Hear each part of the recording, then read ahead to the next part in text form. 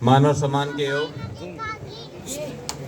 पूर्व सांसद general DP वत्स, पूर्व विधायक मेरे भाई और पुराने साथी कुलवंत जी बाजीगर, बहन संगीता कुमारी जी सीवन, राम दिया जी नंबरदार, भगत सिंह जी चेयरमैन ब्लॉक समिति और इस कार्यक्रम के आयोजक मांगेराम जिंदल जी जो मंच का संचालन कर रहे हैं, सुदेश शर्मा जी सरपंच, बलवान सिंह रंगा जी जिला परिषद मेंबर, डॉक्टर दरबीर सिंह जी, देवेंद्र वर्मा जी बीएसएम, तेजपाल जी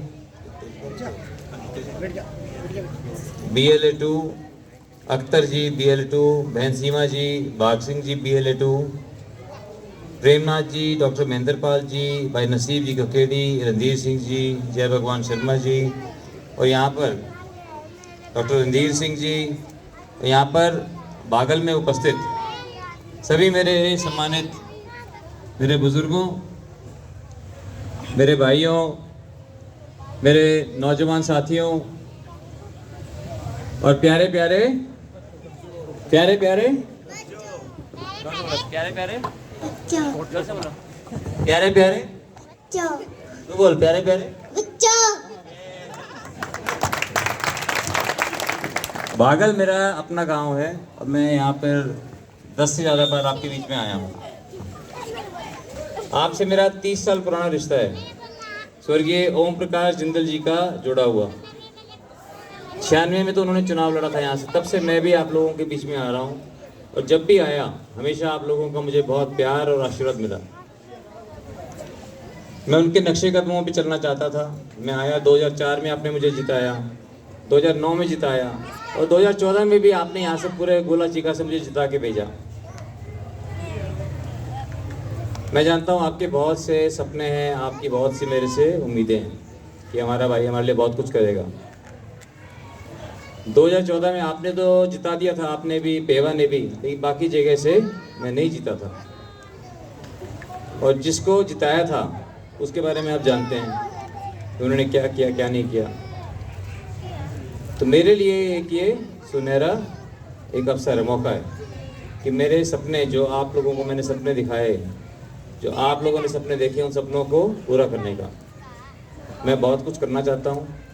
जो बातें कुलवंत जी ने बताई आपको सारा पता है, जो मैंने पहले किया। एक तो जो पहले किया था उन चीज़ों को अब आने वाले टाइम पे उससे 10 गुना ज़्यादा जो है मैं आपको करके दिखाऊंगा।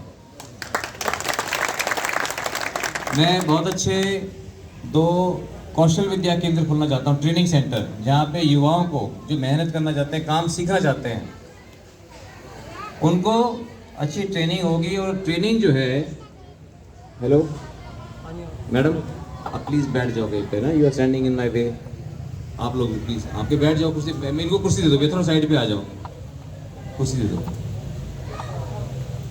कि मैं जो है ना लोगों से आप बीच में आ जाते हो। अभी आप बताना जी, चलिए आप जाइए, आप तक बोलो कहाँ जाना है क्या करना। इसलिए मैं बहुत कुछ आप लोगों के लिए करना चाहता हूँ और आप लोगों का प्यार ही मेरी ताकत है। बाबूजी ये कह गए, बोले ज़रूरतमंद की सेवा ही सही मायने में ईश्वर की पूजा होती है। तो मैं उनके बताए हुए रास्ते पर चलकर, भारतीय जनता पार्टी की नीतियों पर चलकर, SC BC के हमारे जो भाई बहन हैं, किसान भाई हैं, हमारे मजदूर भाई हैं, उनके लिए मैं काम करना चाहता हूँ। मैं चाहता हूँ कि बच्चों को अच्छी शिक्षा मिले, अच्छे अच्छे स्कूलों के अंदर जो है उनकी शिक्षा मिले, ताकि उनका भविष्य उज्ज्वल हो, मेरी माताओं का, बहनों का जीवन जो है और बेहतर हो, हमारे गाँवों का सबका विकास हो। ये सारे के सारे जो है प्लान है, ये सारे के सारे काम जो है करने पड़ेंगे, मेहनत से करने पड़ेंगे। आप लोगों के आशीर्वाद से, परमात्मा का दिया हुआ सब कुछ है मेरे मन में, तो मैं आप लोगों की सेवा करके दिखाऊं।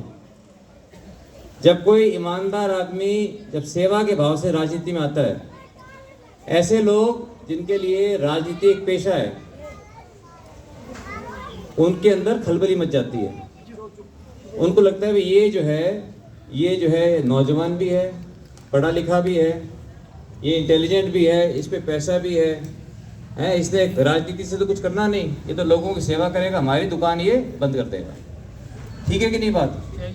तो इसलिए जो है वो मेरे पे फिर कीचड़ उछालने की कोशिश करते हैं। लेकिन आप लोगों का 10 साल तक मैं सांसद रहा हूँ, मैं आप लोगों की सेवा की है। आप खुद देख सकते हो जैसे मैं काम करता था, आपको तो याद होगा, 10 साल कोई इतनी पुरानी बात नहीं होती।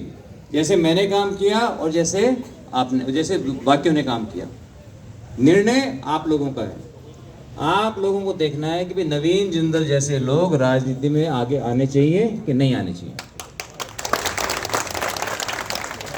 अगर आने चाहिए तो फिर मेरा चुनाव जो है आप लोगों को लड़ना पड़ेगा। कल हम गए थे, कल हम कराइस के गांव में गए, तो लोगों ने बोला मेरे को कि बोला ये चुनाव आपका नहीं है।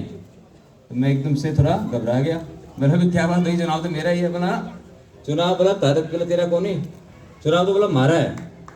तो मैं ये पूछने के लिए आया हूँ बागल के लोगों को, आप सब मेरे बागल के मेरे सम्मानित बुजुर्गों को, मेरे भाइयों को, मेरे नौजवान साथियों को, ये चुनाव नवीन जिंदल का है या बागल गांव का है? ये तो बस फिर आपने जो है मेरा चुनाव लड़ना पड़ेगा। और आने वाली 25 मई को